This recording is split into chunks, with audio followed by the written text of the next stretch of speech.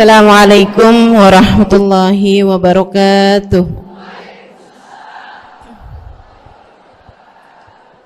Alhamdulillah.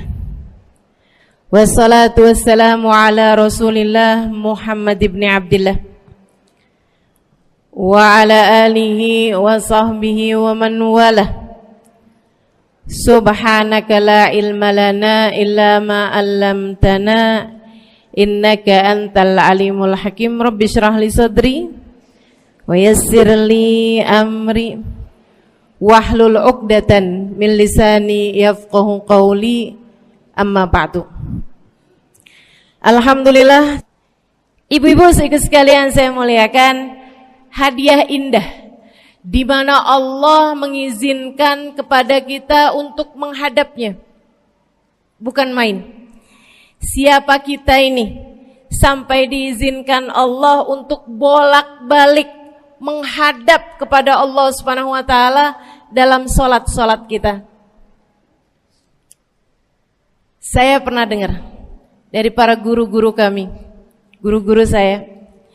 Mereka mengatakan di saat orang salat, di saat kamu salat, di saat saya salat, bukan hanya karena saya mau sholat, kamu mau sholat, akan tetapi karena kamu dianggap mulia di mata Allah, sehingga Allah izinkan dirimu untuk menghadap padanya. Ketika saya sholat, bukan hanya karena saya mau sholat, akan tetapi karena saya punya nilai di mata Allah, sehingga Allah izinkan kepada saya untuk menghadap padanya. Sebaliknya, ketika kamu tidak mau sholat, bukan hanya karena kamu tidak mau sholat, akan tetapi karena kamu sudah jatuh dalam pandangan Allah, terhina dalam pandangan Allah, sehingga Allah tidak lagi mengizinkan kepadamu untuk menghadap kepadanya. Ketika seseorang tidak sholat, bukan hanya karena dia tidak mau sholat, akan tetapi karena ia sudah tidak lagi bernilai di mata Allah, sehingga Allah tidak izinkan dia untuk menghadap padanya.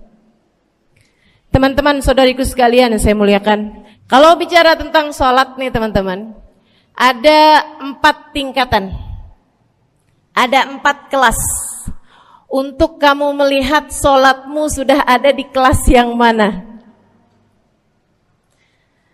Kalau saya boleh bilang kelas teratasnya nih kelas bisnis, oke lah ya. Kelas bawahnya lagi kelas atasnya kelas eksklusif ya, kelas eksekutif. Terus bawahnya lagi kelas bisnis, bawahnya lagi kelas. Tapi ada 4 kelas, bawahnya lagi kelas gerbong. Nggak naik dalam kereta nih ya. Kelas yang paling bawah kita bahas nih, kelas gerbong nih. Kayaknya naik di atasnya nih ya, gerbongnya. Teman-teman sekalian, orang yang di saat mengerjakan sholat, dia kerjakan juga, tapi merasanya sebagai beban. Ya ampun, udah maghrib aja, baru juga asar. Ya ampun, males banget dah. Ini gak ada rusuh nih. Kita kan lagi jalan-jalan nih. Kita kan lagi belanja nih di Tanah Abang. Kita jamaah aja gimana sholatnya. Nah ini orang-orang yang menganggap sholatnya sebagai beban. Malas kalau disuruh sholat, terutamanya subuh. Terutamanya sholat subuh. Ini Allah ceritakan orang-orang yang seperti ini adalah kelompoknya orang munafik. Naudzubillah. Alladzina idza qamu ila sholati qamu kusala.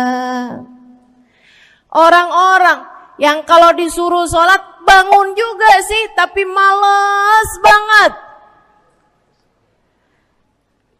Setan nih nemenin dia, kayak naroin batu di atas kepalanya, bikin dia berat mau ngerjain sholat.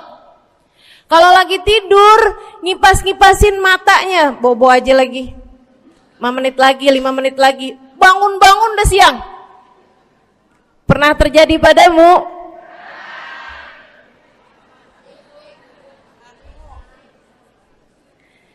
Jemur kunut.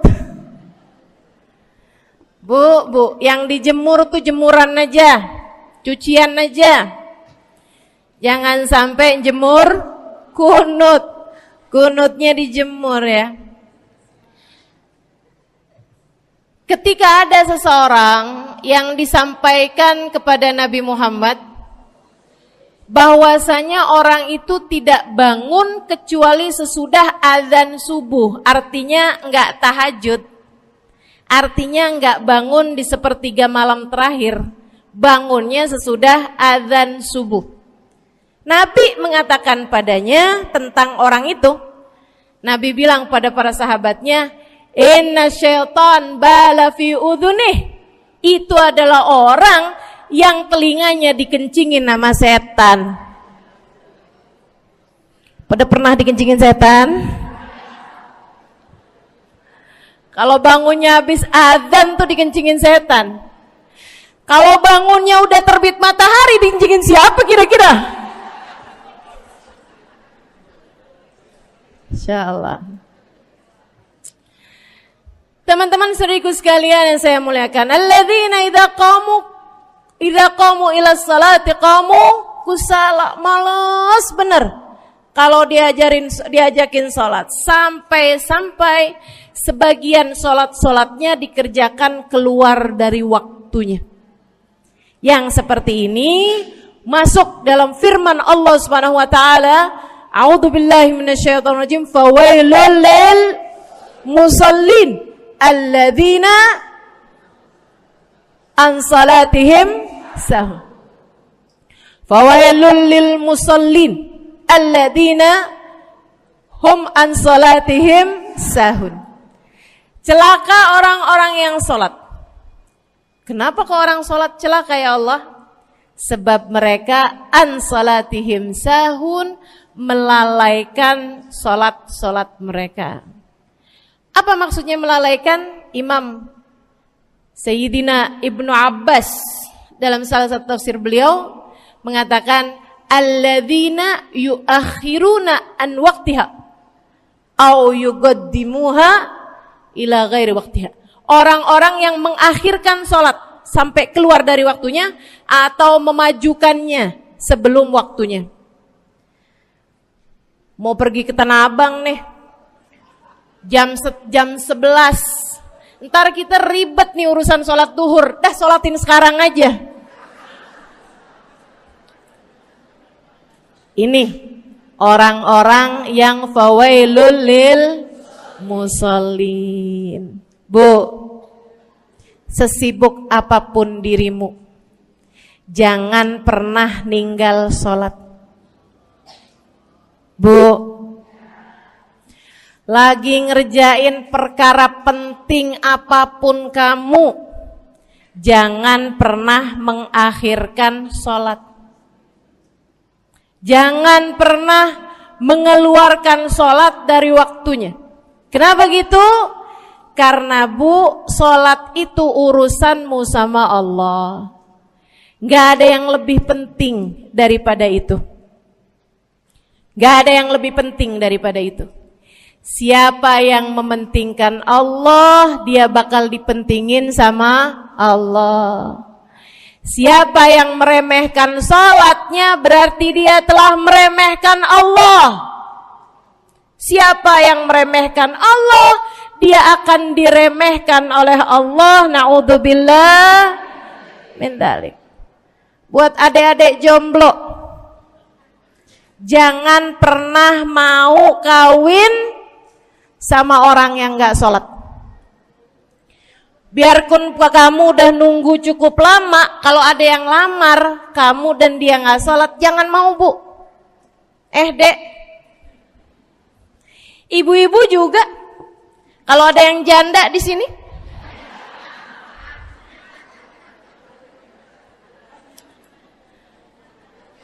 terus ada yang lamar kamu, Walaupun di garasinya ada kijang,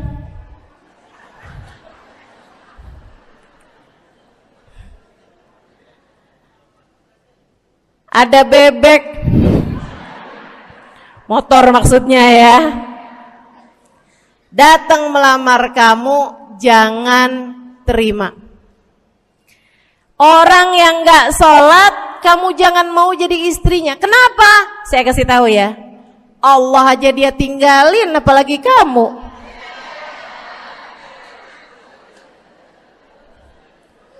Allah aja dia tinggalin. Siapa yang tidak berguna baginya peringatan Allah, maka tidak akan berguna baginya peringatan dari siapapun. Tapi dia mencintai saya, Ustazah. Dia mencintai saya cinta mati katanya. Sekarang tungguin setahun 2 tahun, cintanya hilang, tinggal matinya. Tapi dia mencintai saya luar biasa, Ustazah. Dia tak sanggup hidup tanpa saya. Itu namanya cinta monyet. Tungguin 2 tahun, cintanya hilang, tinggal. Jangan temenan sama orang gak sholat. Dia telah jatuh di mata Allah. Maka kita pun belajar buat jadi orang-orang yang terus mendaki, terus meraih rahmatnya Allah, terus belajar buat jadi salah satu orang yang dipandang dengan rahmat oleh Allah Subhanahu wa taala. Salah satunya dengan cara kita memuliakan sholat. Kita menjaga sholat. Jagain sholatnya. Jangan masuk kelompok orang yang tadi itu sholatnya menjadi beban. Ini kelompok paling bawah nih. Naik ke kelas ekonomi. Tadi begitu ya? Kelas ekonomi, orang-orang yang sholatnya menjadi sebuah kewajiban. Dia kerjain, dia tahu itu wajib, dia gak akan tinggalin. Tapi sama halnya dengan kewajiban-kewajiban yang lain. Kita nih kalau mikirnya kewajiban, Bu, kalau gak diwajibin lagi seneng. Betul gak? Masih ada kayak beratnya gitu ngerjain sholat. Orang yang sholatnya dianggap sebagai kewajiban. Kayak anak-anak sekolah tuh, wajib pakai seragam, wajib ngerjain PR. Kalau 1 hari, besok enggak wajib pakai seragam. Ada enggak ya pakai seragam? Enggak ada. Enggak ada. Enggak ada yang besoknya dipakai seragam. Terus tanyain, kenapa kamu tetap pakai seragam? Abisnya saya suka sama seragamnya. Enggak ada. Karena mereka menganggap pakai seragamnya adalah kewajiban. Sekolahnya sebagai kewajiban. Jadi giliran besok libur anak-anak, hore gitu. Ada orang-orang yang sholatnya dianggap sebagai kewajiban. Nggak ada yang nambah kalau kewajiban tuh. Sholat sunnah boro-boro, sholat wajib aja kalau bisa dibikin sesingkat mungkin akan dilaksanakan dengan cara yang sesingkat-singkatnya.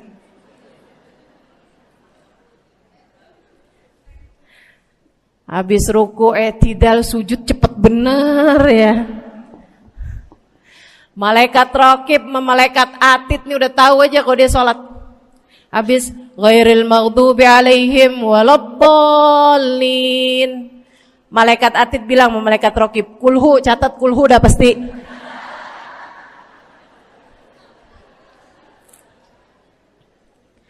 Kulhu aja gak kelar-kelar. Teman-teman saudariku sekalian yang saya muliakan, sholatnya dianggap sebagai sebuah kewajiban. Nggak nambah dengan sunnah, namanya wajib. Kita naik lagi insyaallah. Sholatnya kita naikkan dari yang kewajiban kita naik menjadi kelas bisnis, sholatnya sebagai sebuah kebutuhan. Bu, mudah-mudahan nih ibu-ibu, teman-teman semuanya yang sedang menyimak kajian pada hari ini, saya doakan, karena saya berharap saya pun juga didoakan, agar menjadi salah satu orang yang sudah berada dalam tingkatan ini. Sholat kita tahu adalah kebutuhan kita. Sama kayak kebutuhan makan, Bu. Ibu kenyang nggak kalau makan nasi doang 2 piring? Kenyang. Siapa yang bilang nggak kenyang? Kalau kamu makan nasi doang sepiring, kenyang apa nggak kenyang? Kenyang. Akan tetapi pasti ibu-ibu mau nambah dah. Nambah apaan? Lauk. Nambah lauknya. Ada ikan asin, ada sayur asem. Langsung pada lapar nih. Ada sambal. Masya Allah, ada tempe goreng. Udah ibu ya, tetangga lewat kagak nyadar. Masya Allah. Teman-teman sekalian, kita nambah, bahkan udah kenyang pun kita masih cari lagi tambahan. Makanan apa nih yang bisa kita makan? Karena kita tahu makan adalah sebuah kebutuhan kita. Kita perlu sama makan. Kita butuh sama makan. Maka demikian pula dengan orang-orang yang sholatnya sudah dia tahu adalah sebagai sebuah kebutuhan.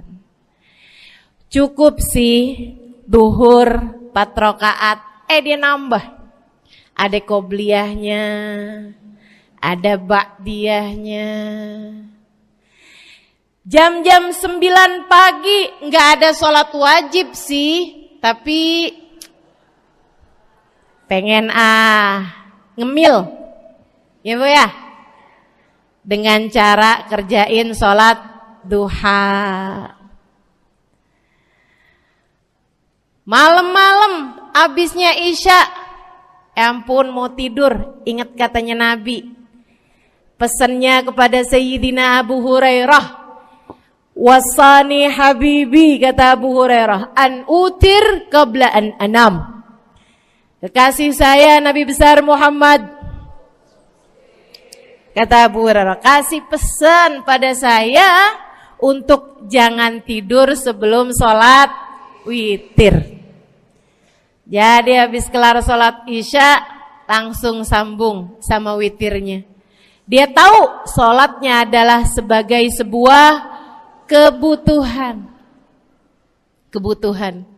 Saya butuh untuk sholat karena saya butuh kepada Allah. Saya perlu sholat karena saya perlu kepada Allah. Saya perlu sholat karena saya tahu urusan saya sebesar apapun saya rasakan adalah kecil dalam pandangan Allah.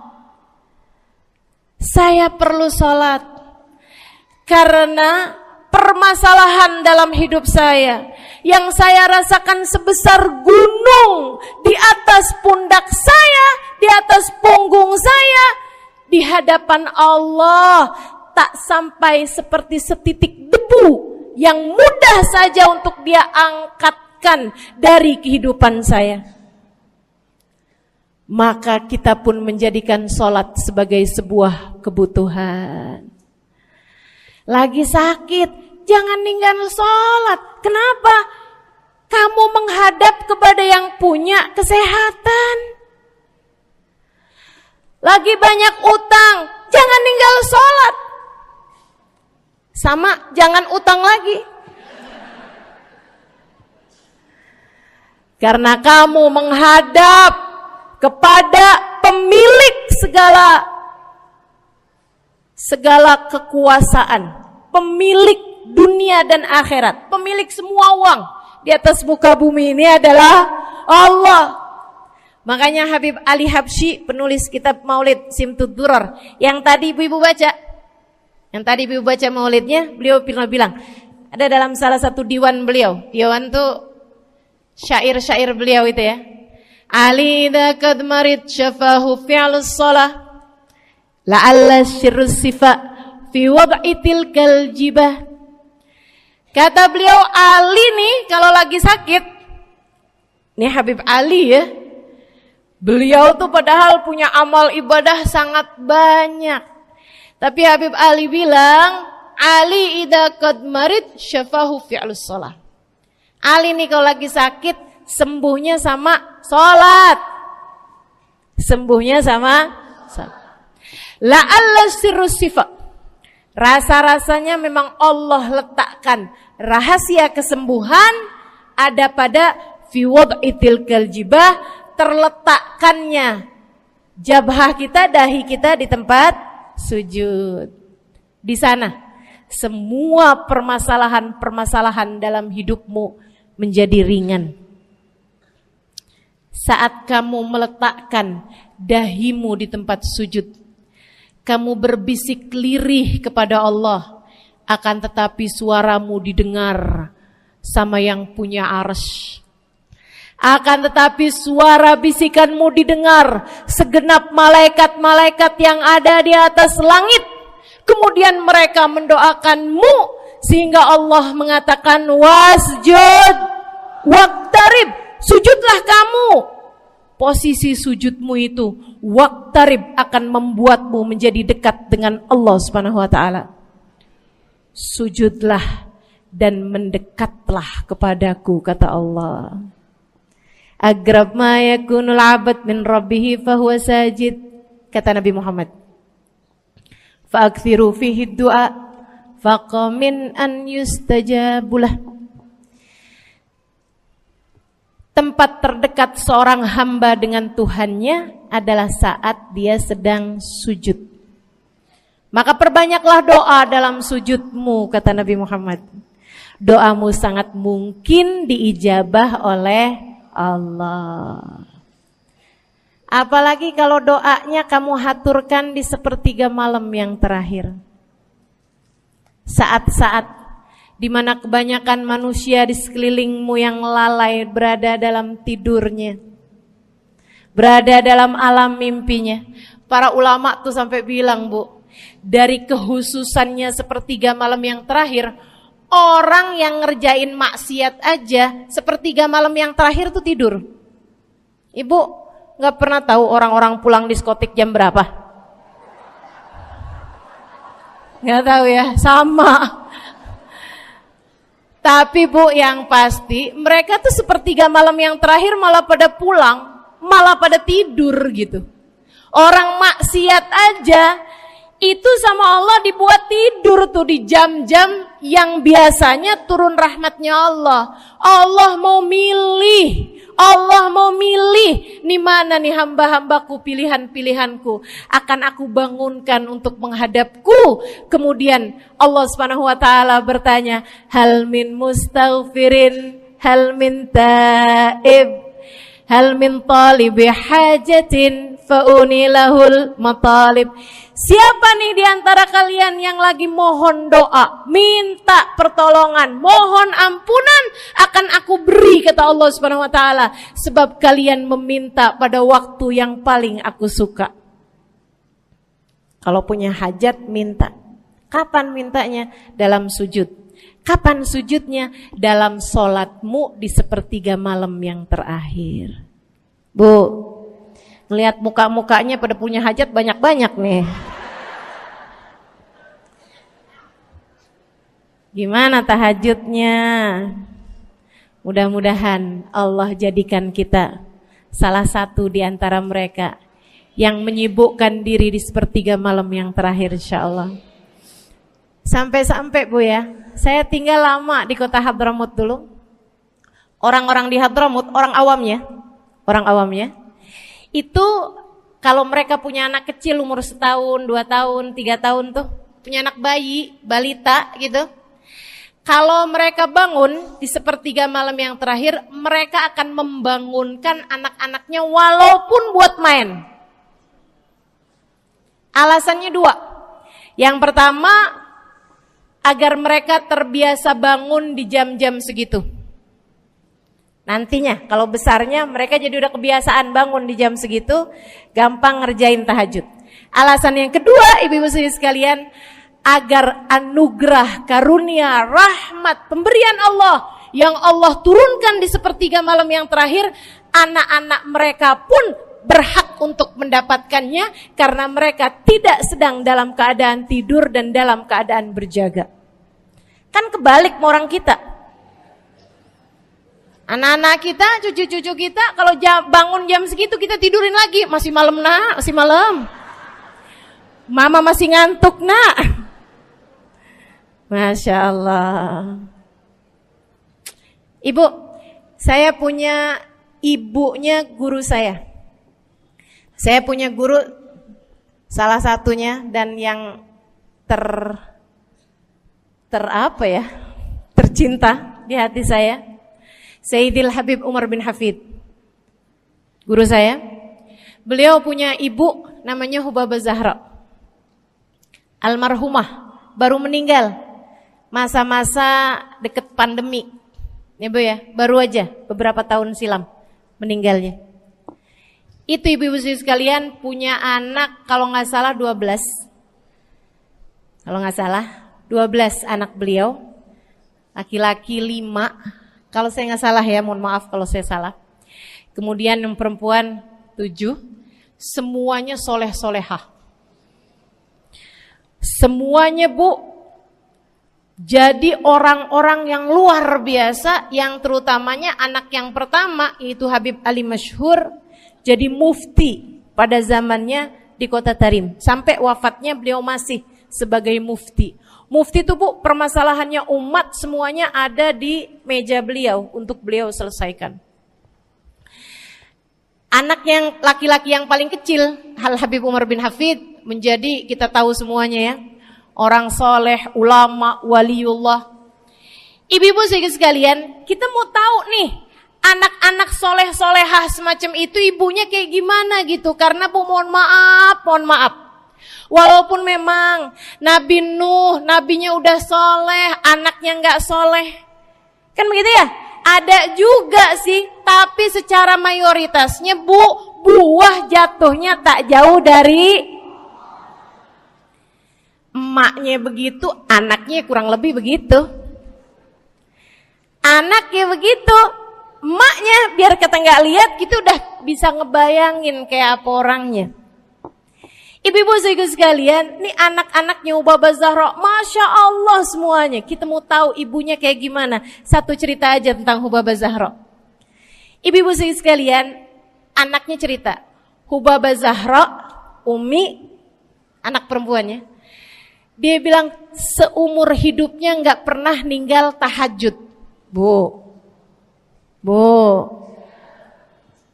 dari awal balik sampai meninggal, tidak pernah meninggalkan tahajud. Jauh banget ya? Sama siapa? Tahajud semalam, seminggu libur. Kelakuan siapa tuh? Hubabah Zahra gak pernah ninggal tahajud kecuali satu malam. Satu malam itu beliau tuh lagi ada hajat besar, maksudnya lagi kayak ada acara pernikahan, kemudian beliau juga kelelahan, kecapean, baru tidurnya juga jam-jam 2, jam-jam mau jelang pagi Bu ya. Kelewatan tahajud. Bangun pas azan subuh.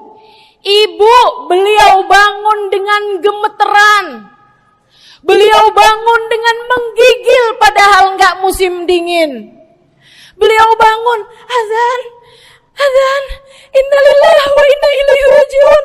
Azan, astagfirullah, ya Allah, astagfirullah, azan, ya Allah, ampuni Zahra ya Allah, Anaknya cerita, hari itu aku tidak pernah melihat ibuku berlelehan air mata sepanjang hari lebih daripada hari tersebut.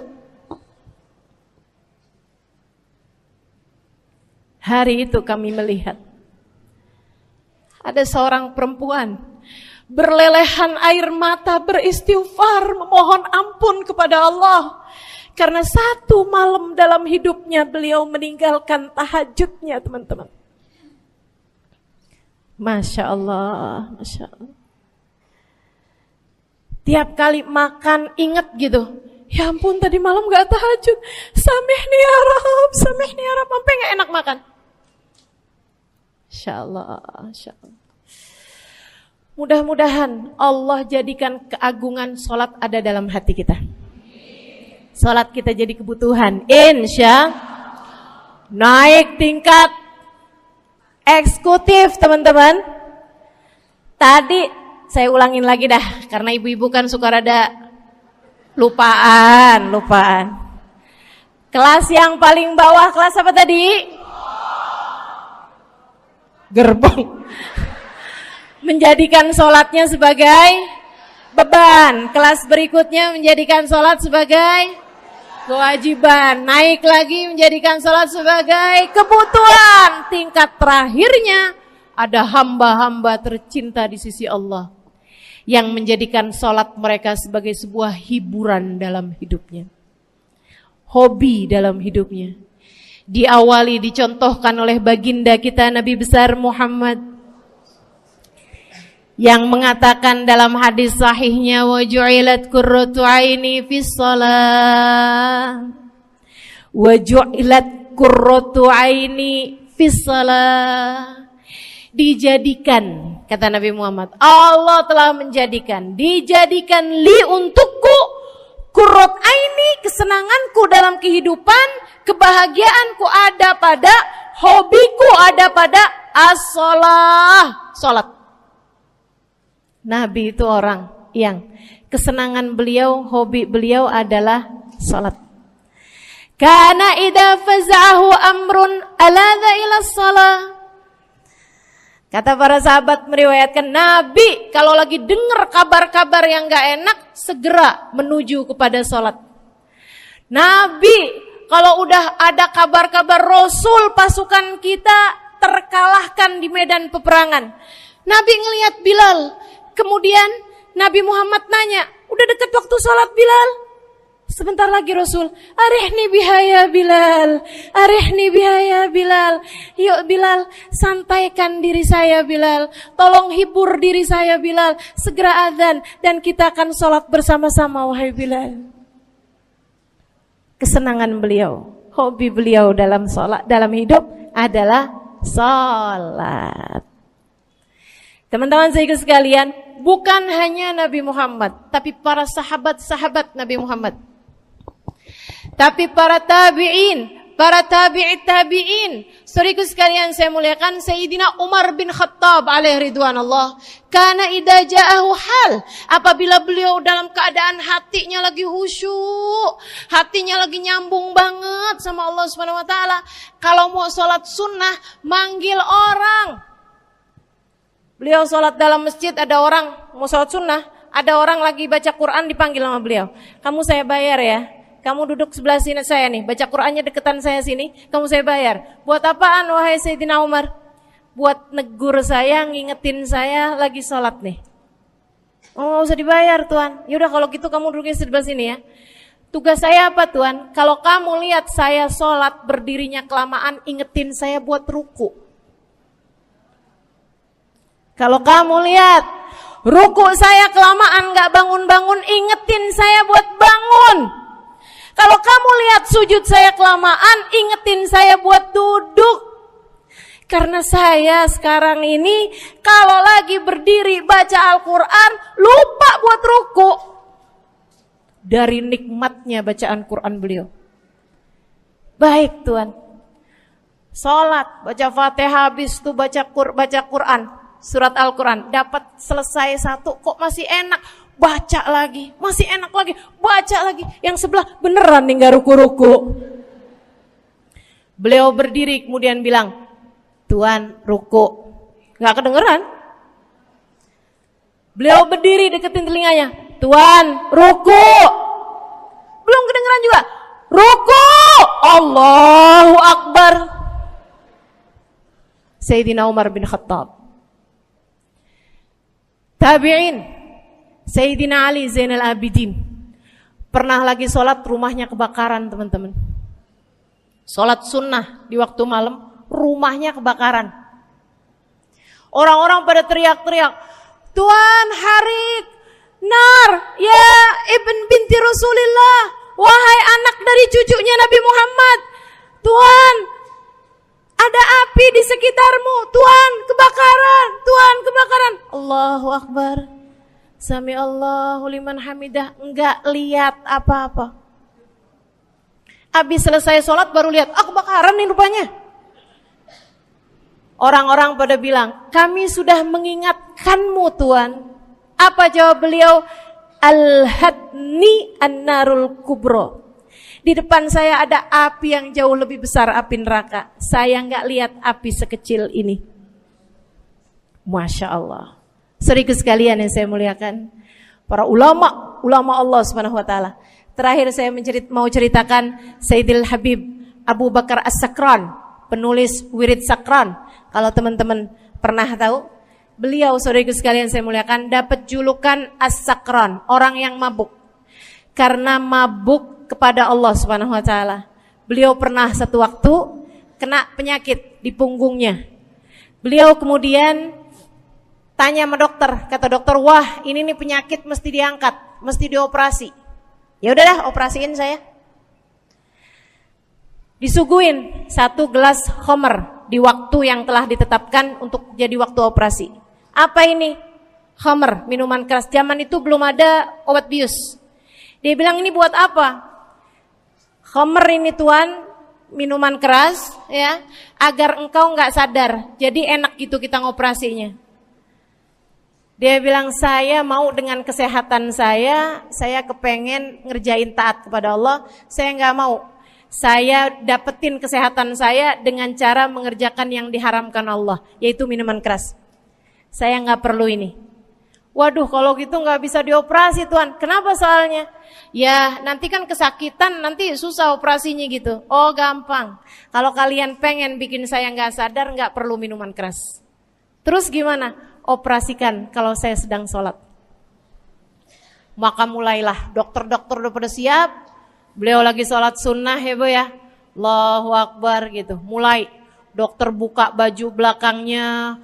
Mulai Bu digunting kulitnya, digergaji tulangnya. Beliau Bu mukanya meringis saja enggak. Beliau ruku, dokternya ikutan nungging. Beliau sujud, dokternya ikutan menunduk juga. Beliau sholat nikmat banget. Sampai beliau selesai dari sholat, beliau nanya sama dokter-dokternya, kenapa gak nurut tadi tuh waktu saya sholat mestinya operasi. Kata dokter, udah selesai Bib dari tadi.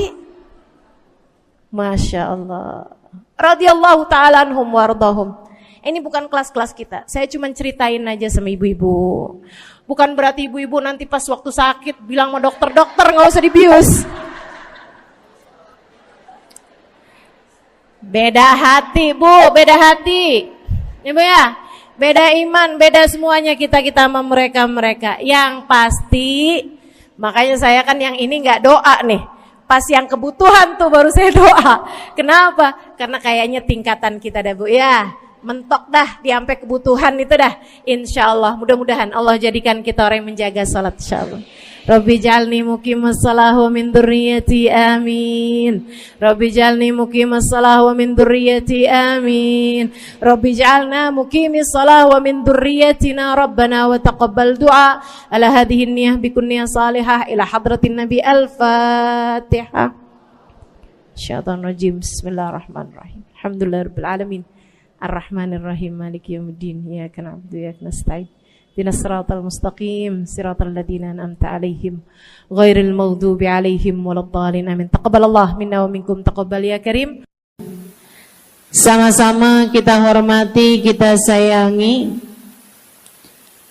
segenap keluarga besar dari Majelis Ta'lim Raudhatul Aliyah di bawah pimpinan Ibu Ayu Komaladewi Kita doakan semoga beliau beserta segenap keluarganya senantiasa dalam limpahan rahmat ridha Allah Subhanahu wa taala.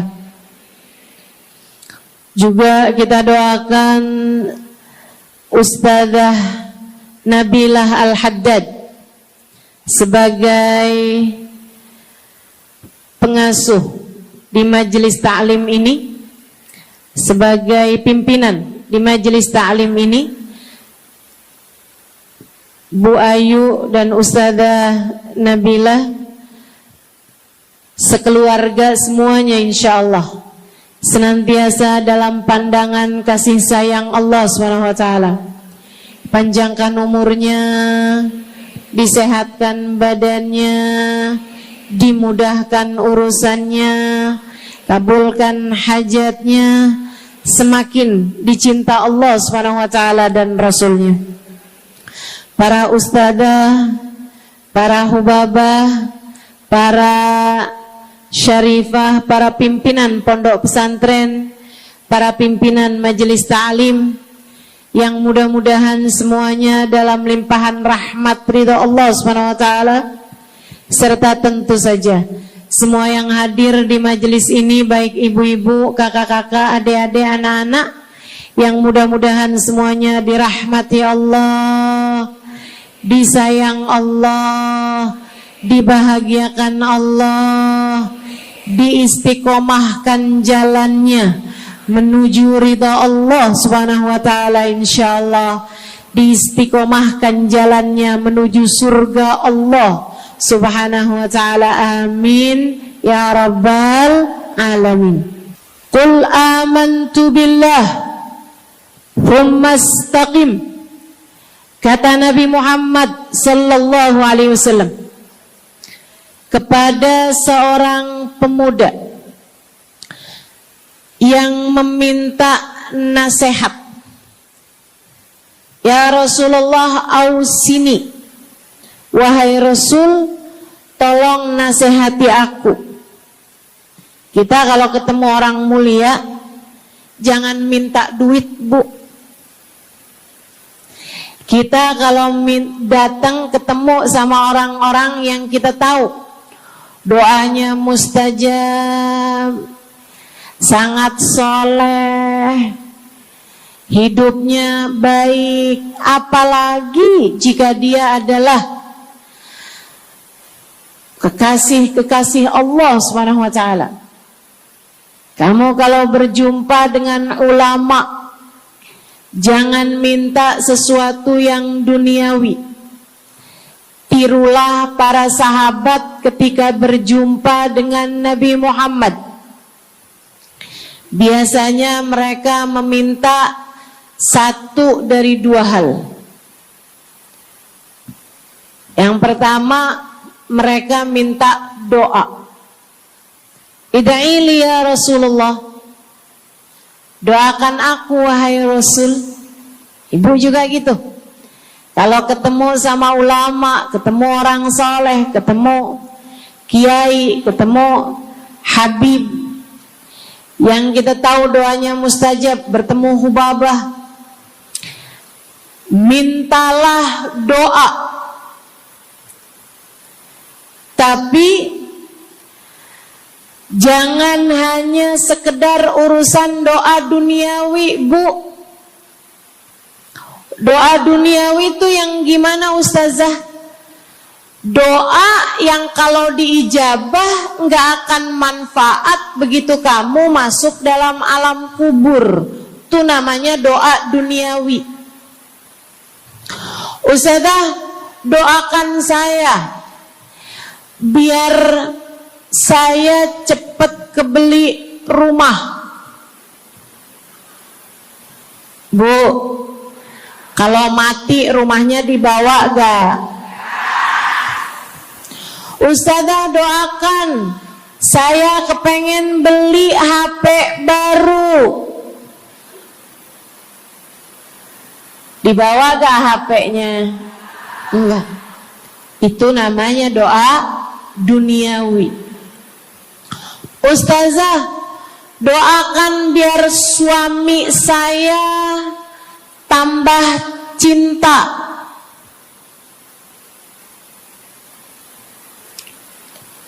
Kalau mati suaminya dibawa gak, Bu? Walaupun kamu mau, dia gak bakalan mau, Bu.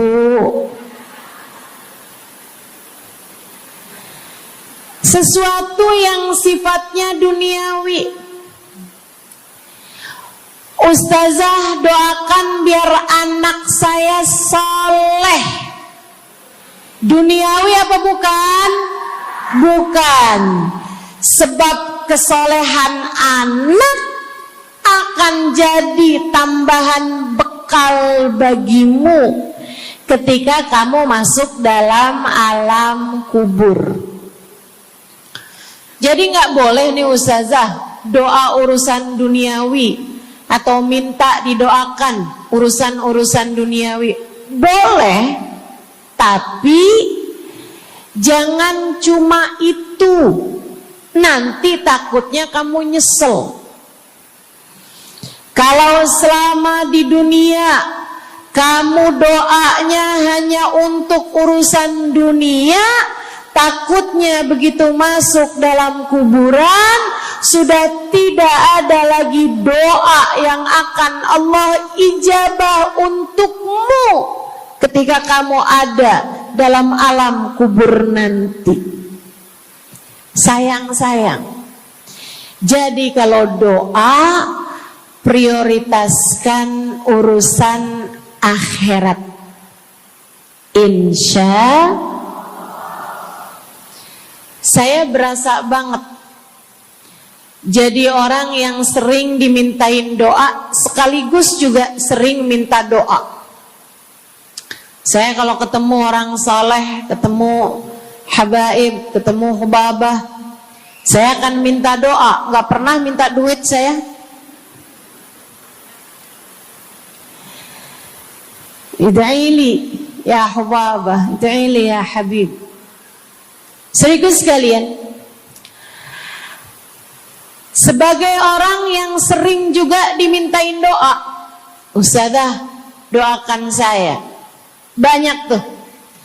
Saya merasakan perbedaannya saat saya ada di Tarim sama ketika saya sudah pulang dan kembali ke negeri ini. Waktu saya di Tarim, orang kalau minta doa sama saya, usik berdoa, tolong ya doain saya. Saya suka tanya, doa apa? Selalu aja, hampir semuanya mengatakan hal yang sama. Ida'ili bihusnil khatimah. Doakan saya biar husnul khatimah. Begitu nyampe ke Indonesia, kalau ada orang bilang, ustazah doain saya, biasanya lanjut tuh, doanya minta apa langsung dibilang, gak pakai tanya. Ustazah doain saya biar utang cepat lunas. Ustazah doain saya biar cepat dapat jodoh. Ustazah doain saya biar jadi orang kaya. Ustazah doain saya biar suami nggak mendua. Ya Allah, ternyata kebanyakan orang kita kalau minta doa seringnya urusan duniawi. Bukan berarti nggak boleh, boleh aja sih. Cuman takutnya begitu kamu mati nyesel kalau semua doamu selama ini adalah sesuatu yang tidak ikut kamu bawa ketika kamu mati. Kalau kita lihat para sahabat ketika mereka berjumpa dengan Nabi Muhammad, selalu saja banyak di antara mereka yang minta doa. Nabi pernah tanya, doanya apa? Macem-macem jawaban para sahabat. Ada yang begini, Harithah menjawab, ida'ili an yarzuqani Allah asyhada fi sabilih. Rasul, doakan saya biar saya dikaruniai mati syahid di jalan Allah. Ada lagi yang lain doanya, ya Rasulullah, id'ili an yarzuqani Allah murafaqatan bika ya Rasulullah.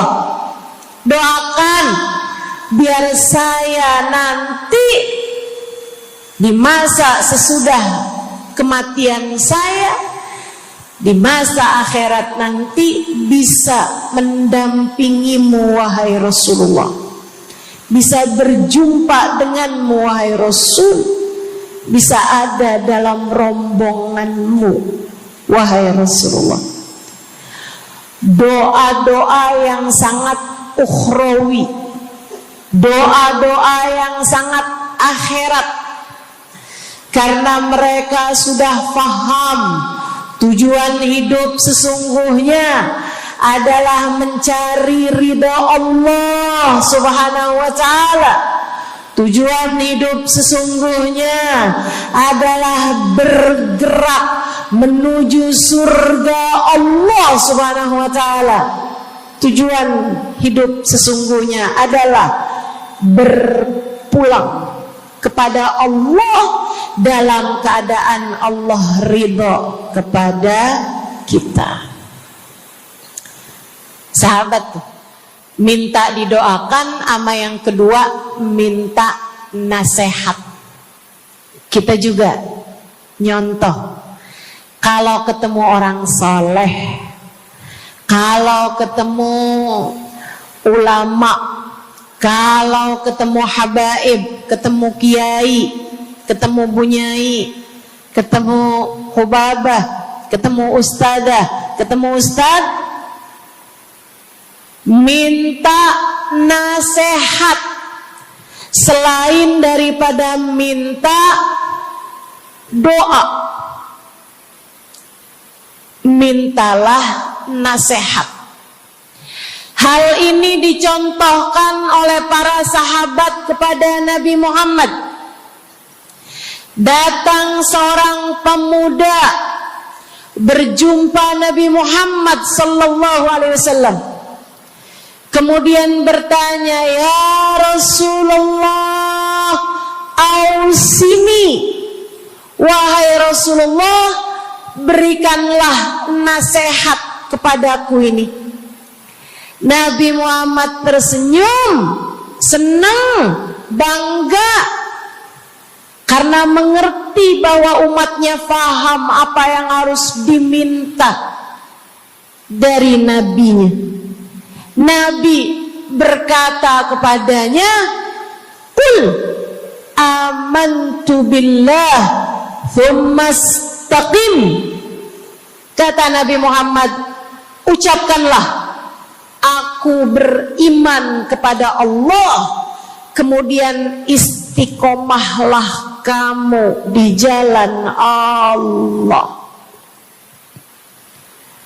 Nasihat Nabi Muhammad buat pemuda tersebut, nasihat Nabi Muhammad buat pemuda-pemuda umatnya sepanjang zaman, nasihat Nabi Muhammad buat umatnya baik yang muda maupun yang tua, baik laki-laki maupun perempuan, baik yang pintar maupun yang kurang pintar. Semua umatnya dinasehati sama Nabi Muhammad. Karenanya akan saya sampaikan hal ini kepadamu hari ini. Quli, ucapkanlah, amantu billah, aku beriman kepada Allah. Tsumastaqimi, kemudian istiqomahlah kamu, wahai saudariku, di jalan Allah. Katakanlah, aku beriman kepada Allah. Kemudian istiqomahlah. Istiqomahlah. Nasihat yang sangat indah dari baginda kita Nabi besar Muhammad, yang Allah karuniakan kepadanya jawami'al kalim, dapat selalu berbicara dengan kata-kata yang ringkas tapi padat. Nabi itu ucapannya ringkas tapi padat. Nggak kayak saya, Bu, udahlah panjang dan ya, mudah-mudahan Allah jadikan ucapan-ucapan kita jadi kalimat-kalimat yang akan membawa kita menuju surga. Jadi ucapan-ucapan yang akan bawa kita menuju ridha Allah Subhanahu wa taala. Ibu-ibu, kita sama-sama belajar biar kalau ngomong itu enggak panjang-panjang, akan tetapi bermutu, berkualitas. Terutama Bu, ibu kalau ngomong sama anak-anak ibu, kadang-kadang panjang bener. Padahal itu aja, anak sampai hafal. Iya mah, katanya gitu. Betul gitu? Nabi kalau ngomong pendek aja tapi penuh makna. Nabi kalau bicara seringkali nggak panjang-panjang tapi sangat berarti. Satu hadis beliau saja bisa disyarahkan, diberi keterangan, hingga bahkan berkitab-kitab banyaknya. Ibu-ibu sekalian, salah satu dari ucapan ringkasnya Nabi Muhammad, amantu billah, kata Nabi, qul amantu billah, tsumastaqim, ucapkanlah, aku beriman kepada Allah, kemudian istiqomahlah di jalan Allah. Apa itu istiqomah? Lurus, jangan belok-belok. Lurus, jalan terus. Jalannya adalah jalan yang lurus. Itu yang selalu kita minta dalam tiap rakaat sholat kita. Kita berdoa kepada Allah, ihdinas siratal, ya Allah, tempuhkanlah untuk hidup kami ini jalanmu yang lurus. Sama kayak kamu lagi bilang, ya Allah, karuniakanlah dalam kehidupan kami keistiqomahan di jalanmu ya Allah. Kamu selalu minta istiqomah 17 kali sekurangnya tiap hari. Betapa sangat pentingnya istiqomah ini, saudaraku sekalian. berada dalam jalan yang lurus. Saya mau bahas jalan lurus yang dimaksud ini apa aja. 1, kamu harus lurus imannya. Amantu billah, aku beriman kepada Allah. Kata Nabi Muhammad sallallahu alaihi wasallam, "Qul amantu billah," ucapkanlah, aku beriman kepada Allah. Maka istiqomah tersebut yang nomor 1 adalah dalam urusan keimanan. Bu, Kak, Dek, Nak, yang lurus imanmu. Iman yang lurus tuh yang gimana, Ustazah? Iman yang lurus adalah memahami 2 kalimat syahadat yang menjadi pintu gerbang keimananmu. Orang kalau masuk Islam, dia jadi orang yang beriman, dia mengucapkan kalimat syahadat. Apa itu? La ilaha illallah. Yang pertama. Yang kedua, Muhammad Rasulullah. Tidak ada Tuhan selain Allah. Itu harus kamu miliki dalam hatimu secara lurus, istiqomah. Gak ada Tuhan selain Allah. Jangan hari ini Tuhannya Allah, besoknya Tuhannya duit. Apapun aja yang disuruh sama duit, yang ada duitnya, yang haram-haram pun diterjang. Lah kenapa begitu? Saudaraku sekalian, Qul amantu billah, ucapkan, aku beriman kepada Allah. Aku faham arti la ilaha illallah. Tidak ada Tuhan selain Allah. Tidak ada yang mengatur kehidupan selain Allah.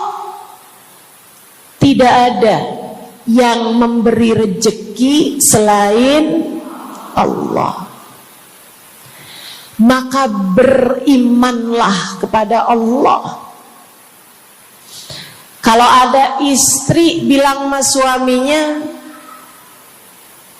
kalau kamu nanti pulang bawa duit, ahlan wa sahlan, selamat datang. Tapi kalau kamu pulang nanti nggak bawa duit, silakan tidur di luar.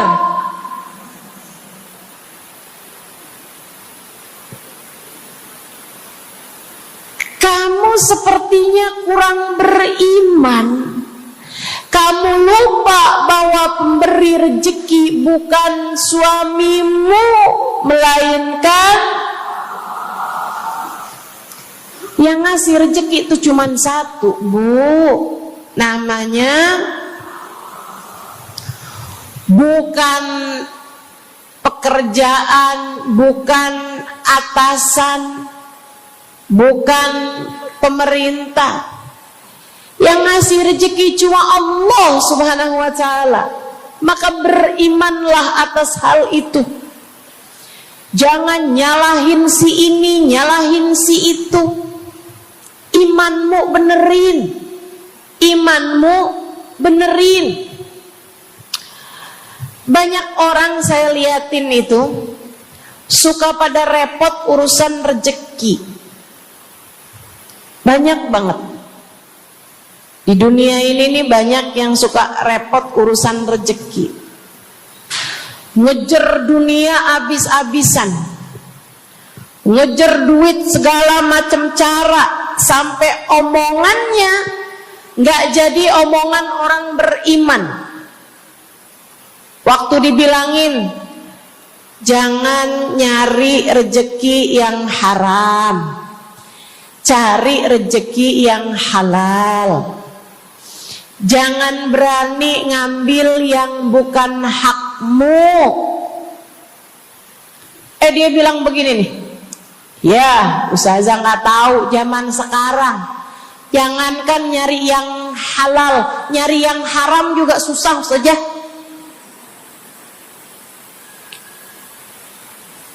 Itu omongan orang nggak beriman. Kamu mesti ngerti dulu, kalau yang kamu minta adalah urusan rezeki, dengerin. Kalau yang kamu minta urusan rezeki, kamu harus datang kepada alamatnya, yang sering kali membuat kamu setengah mati urusan rezekimu, sampai mau-maunya menghinakan diri, minta-minta sama orang, berharap dari orang. Seorang ibu berharap dari anaknya, seorang istri berharap dari suaminya.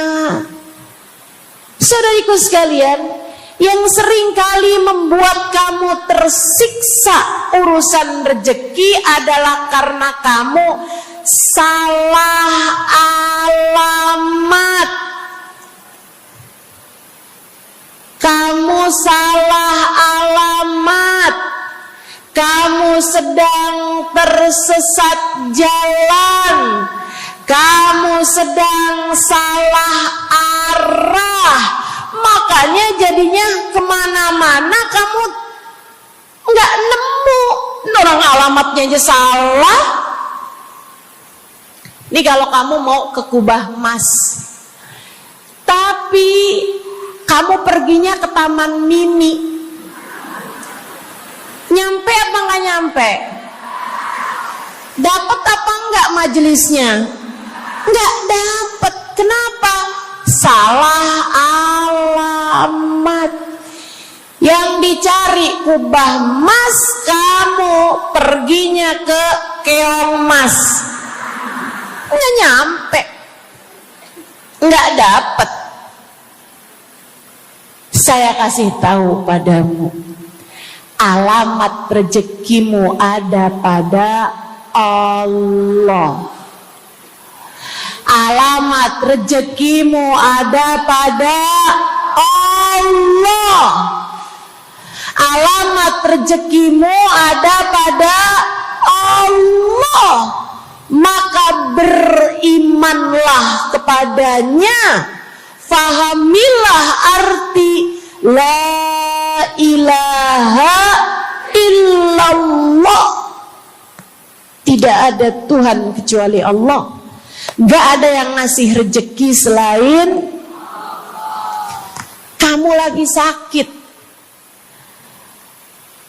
kamu mau nyari obat, saya kasih tahu alamat obatmu. Alamat yang bisa menyembuhkanmu hanya satu, namanya urusan rezeki. Allah sudah bilang, huwar razzaq dzul quwwatil matin. Allah lah satu sang pemberi rezeki. Allah lah satu sang pemilik kekuatan sejati. Jadi kamu kalau mau nyari rezeki, datanglah ke alamatnya, datanglah kepada Allah. Kamu lagi mau nyari kesehatan, jangan salah alamat. Datanglah kepada sang pemilik kesehatan. Alamatnya yaitu Allah yang telah mengatakan, fa idza maridtu fa huwa yashfin. Katanya Nabi Allah Ibrahim, apabila saya sakit, maka hanya Allah lah yang maha menyembuhkan. Berarti nggak boleh pergi ke dokter gitu Ustazah? Silahkan pergi ke dokter, pergi ke apotik, datang kepada orang yang doanya mustajab, minta didoakan. Tapi semua hanyalah sebab, semua hanyalah wasilah. Sang penyembuh sejati adalah Allah. Saudariku sekalian yang saya muliakan, kalau kamu merasa saya lemah Ustazah, gak punya kekuatan, kalau kamu merasa saya bodoh Ustazah, saya tidak mengerti di mana alamat ilmu, di mana alamat pengetahuan. Bu, Kak, Nak, anak-anak nih yang masih lagi belajar di pondok pesantren, yang masih lagi belajar di mana-mana, saya kasih tahu padamu, alamat ilmu ada pada Zat yang Maha Satu, namanya Allamal insana malam ya'lam. Allah lah yang mengajari manusia apa yang tidak dia ketahui. Pengen dapat ilmu, datanglah kepada Allah. Pengen punya kekuatan, datanglah kepada Allah. Saya udah tua Ustazah, saya janda pula Ustazah, saya nggak punya kekuatan ya Ustazah. Kekuatanmu hanya ada pada Zat yang Maha Satu, Allah Subhanahu wa Ta'ala.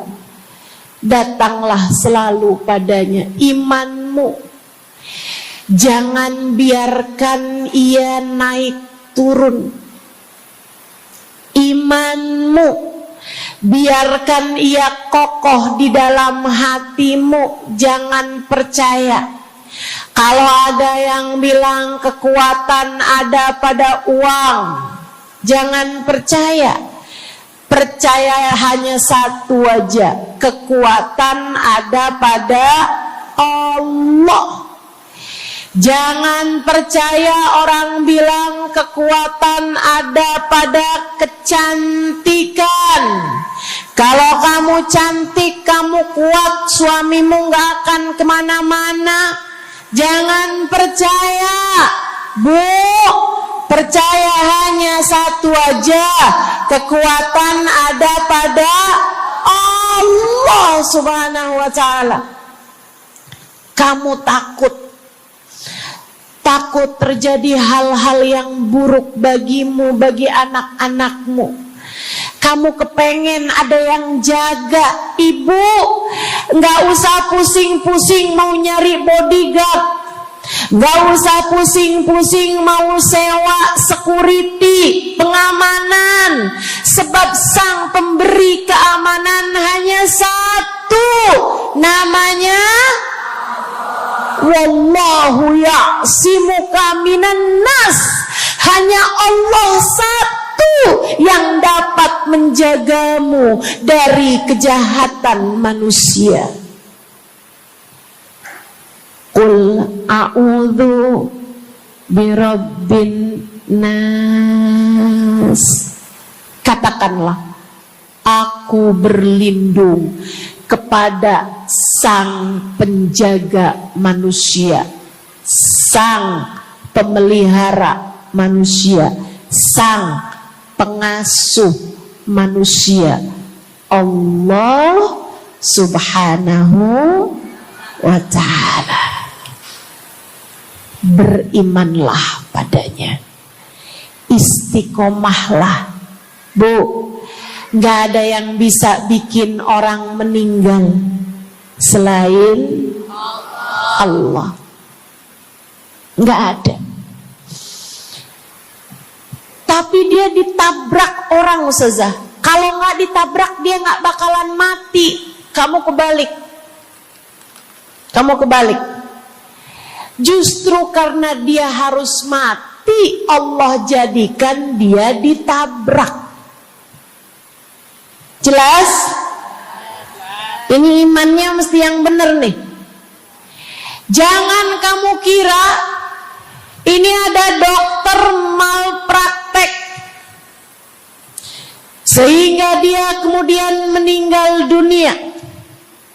Jangan kamu kira karena salah minum obat dia mati. Bukan, ibu-ibu sekalian, justru karena dia harus mati, karenanya kemudian ketemu sama dokter yang malpraktek lah, ketemu sama obat yang salah lah. Itu hanya sebab kematiannya itu sendiri. Allah udah bilang, idza jaa ajaluhum la yastakhiruna sa'atan wa la yastaqdimun.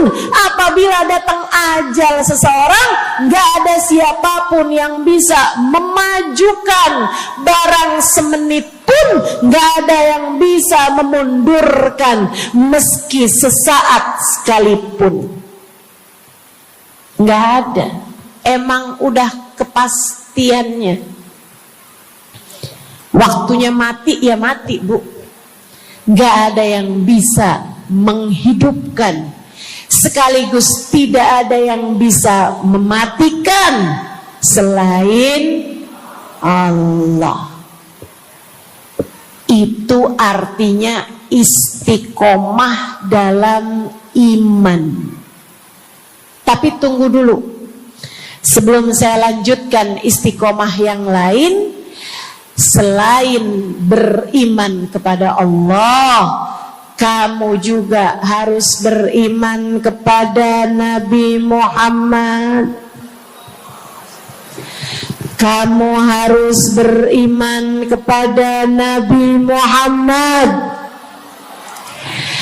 Beriman bahwa beliau adalah, a'udzubillahi minasyaitonirrajim, qul innama ana basyarum mithlukum yuha ilayya. Dua-duanya harus seimbang. Innama ana basyarum mithlukum, tapi juga yuha ilayya. Katakanlah wahai Nabi Muhammad, aku adalah seorang manusia seperti kalian. Saya punya badan, saya punya perasaan. Kalau nggak makan-makan saya lapar. Kalau habis makan nggak minum saya haus.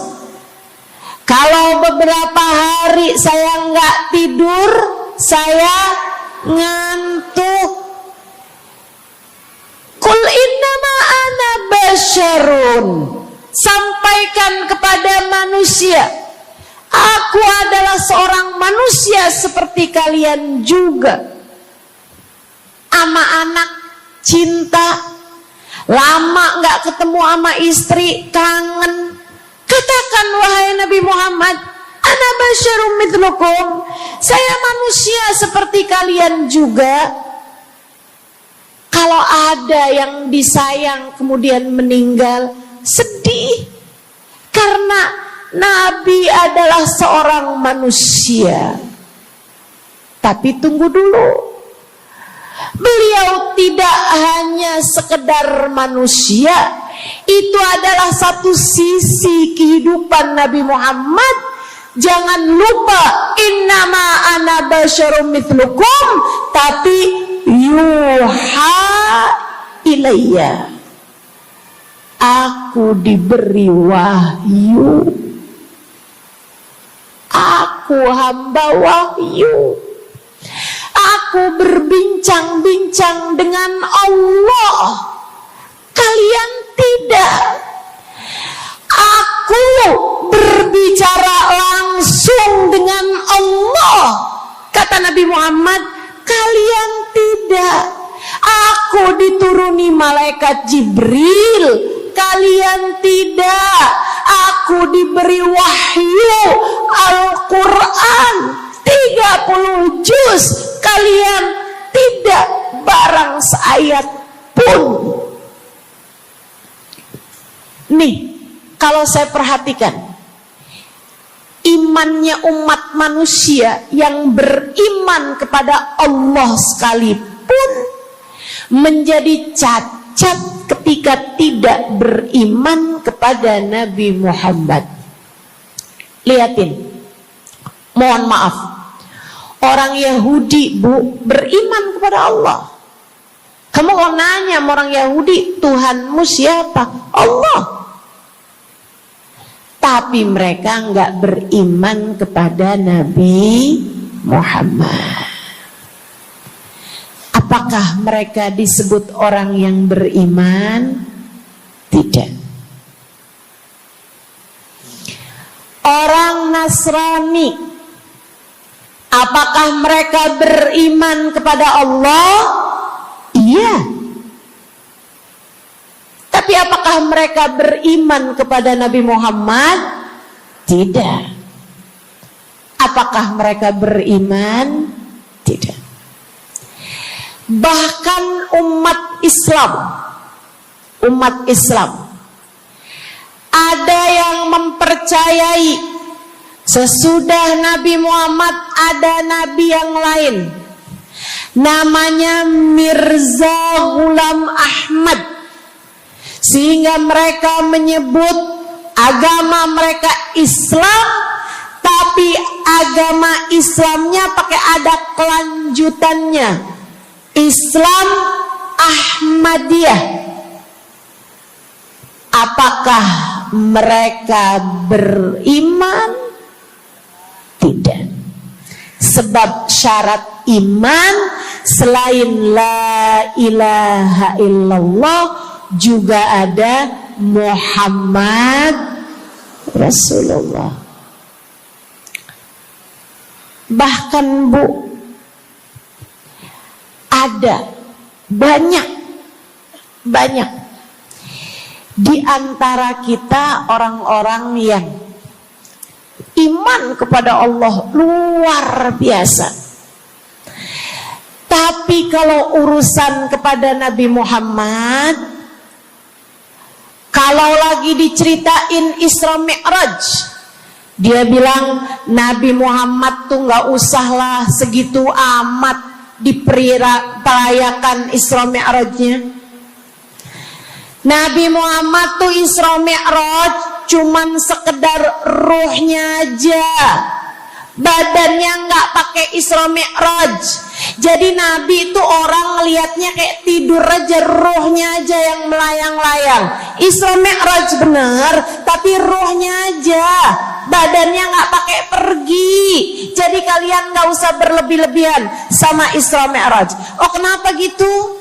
Kamu gak percaya sama Isra Mi'raj, sama badan-badannya Nabi sekalian, kamu gak percaya, kenapa? Ya karena itu gak masuk akal. Manusia kan gak bisa kayak gitu. Nabi Muhammad kan manusia. Kamu lupa bahwa Nabi walaupun manusia, beliau adalah yuha ilayya. Beliau adalah hamba wahyu. Ketika diceritakan tentang mukjizatnya Nabi Muhammad yang bisa memperbanyak makanan, bahkan ada ghazal, ada rusa yang berbicara dengan Nabi Muhammad, ada unta yang sujud kepada Nabi Muhammad, ada pohon yang datang kepada Nabi Muhammad dengan mencabut akarnya, kemudian berjalan dengan akarnya menuju Nabi Muhammad. Ketika dipanggil, kemudian sujud pohon tersebut kepada Nabi Muhammad sallallahu alaihi wasallam dan bertanya, "Mengapa engkau memanggilku wahai Nabi?" Dia nggak percaya, nggak masuk di akal. Itu hanyalah dongeng. Kita bilang tapi hadisnya sahih. Riwayatnya Ibnu Mas'ud yang menceritakan hal itu, hingga bahkan Sahibul Burdah menuliskannya. Katanya Sahibul Burdah Imamul Busiri, ja'at lidakwatihil asjaru sajibatan tamshi ilaihi ala saqin bila qadami. Datang ketika dipanggil sama Nabi Muhammad pepohonan. Mereka datang dengan, mereka berjalan dengan akar-akar mereka, kemudian sujud di hadapan Nabi Muhammad. Ini tentang iman. Mereka nggak percaya. Mereka ngakunya paling beriman. Mereka ngakunya paling lurus imannya. Tapi kenapa kalau mengenai Nabi Muhammad kamu menjadi timpang? Ketika melihat orang ramai-ramai bersolawat kepada Nabi Muhammad, mereka kegerahan. Ketika melihat orang-orang ramai datang ke majelis-majelis maulid, merayakan, bergembira atas lahirnya Nabi Muhammad, mereka kegerahan sampai mereka bikin GAM. Apaan tuh? Gerakan anti maulid. Oh, ada lagi mereka menyebut diri mereka GAS. Apaan tuh? Saya tanya. Gerakan anti solawat lah. Kenapa kamu kegerahan sama Nabi Muhammad? Hah? Kenapa kamu ngerasa kayak takut banget umat begitu cinta sama Nabi Muhammad? Ada apa denganmu? Kamu lupa Nabi Muhammad memang manusia, tapi qul innama ana basyarum mithlukum yuha ilayya. Jangan pernah pisahkan Nabi. Meskipun beliau seorang manusia seperti kita, tapi beliau adalah hamba wahyu. Beliau adalah hamba wahyu. Kamu gerah banget orang bersolawat sama Nabi Muhammad. Ada masalah apa sama kamu? Kamu gerah banget orang baca maulid Nabi Muhammad. Bahkan ada orang-orang yang ngaku paling Islam, tapi gerah banget ngelihat orang berziarah ke makam Nabi Muhammad. Ada masalah apa sama kamu? Yang bermasalah bukan kami umat Nabi Muhammad. Yang bermasalah adalah imanmu. Sebab ketika kita diminta beriman kepada Nabi Muhammad, jangan hanya fokus kepada kemanusiaan Nabi Muhammad, fokuslah pula kepada beliau sebagai hamba wahyu. Saudaraku sekalian yang saya muliakan, istiqomah dalam iman. Beriman kepada Allah, beriman kepada Rasulullah. Cinta kepada Allah, cinta kepada Rasulullah. Cinta kepada Rasulullah, cinta kepada keluarga Rasulullah, cinta kepada sahabat Rasulullah, dan istiqomahlah dalam cinta tersebut. Jadi istiqomah menuju ridha Allah yang pertama adalah istiqomah dalam iman. Yang kedua, istiqomah dalam taat. Bu, Kak, istiqomah dalam taat. Kamu disuruh sholat,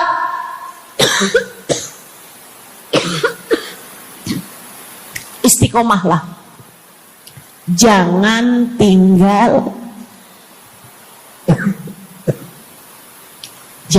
tinggal sholat.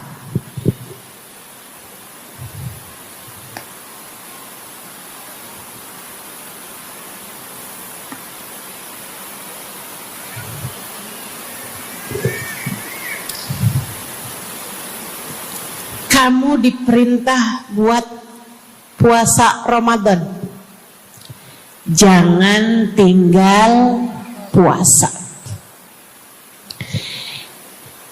Yang kemarin puasanya bolong karena menstruasi, karena haid,